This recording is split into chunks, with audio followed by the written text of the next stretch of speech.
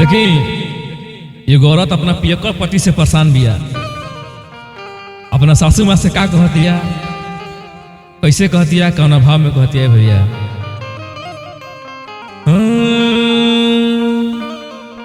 कि हमरो के लगही सुतालिए आमा, और कि हमरो के लगही सुतालिए आमा, बेटा राउर पी के रोज करेले डरामा, बेटा राउर पी के रोज करेले डरामा, हमरो के लगही सुतालिए आमा, हमरो के लगही सुतालिए आमा, बेटा राउर पी के रोज करेले डरामा, बेटा राउर पी के रोज करेले डरामा।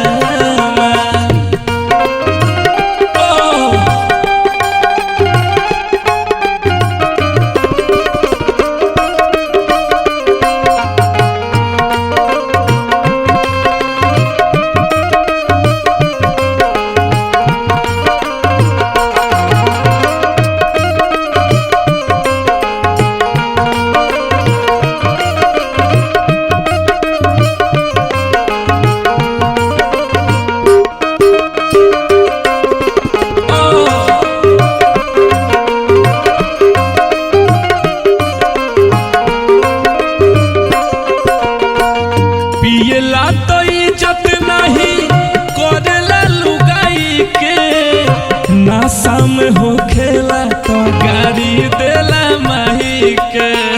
बबुआ निछा में मार, निछा में मार कर पे फाड़ रख। पियला तो इज्जत नहीं करेला लुगाई के, नशा में हो खेला तो गाड़ी देला माही के, नशा में हो खेला तो गाड़ी देला माही के। फट जाला जामा खुल जाला पोए जामा, फट जाला जामा खुल जाला पोए जामा, बेटा राउर पी के रोज करेले डरामा, बेटा राउर पी के रोज करेले डरामा। ए अम्मा जी बड़ी परेशान मानिए नतिया, और बेटा इस सब पागल मिल गई, दिन भर दारू पे के पाए पाए करता।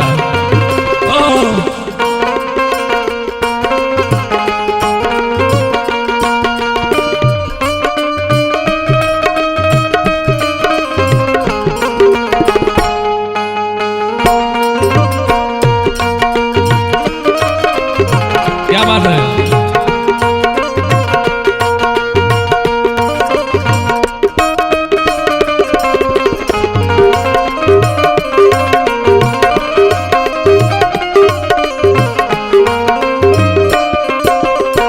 शादी के अगुआ हमसे कोइले बाटे धोखा, ले बेला चुमा तो बसाला जैसे बोका। अरे बाप रे बाप, बड़ी मोहब्बत रे बाप रे बाप। हाँ हाँ, शादी के अगुआ हमसे कोइले बाबे धोखा, ले बेला चुमा तो बसाला जैसे बोका।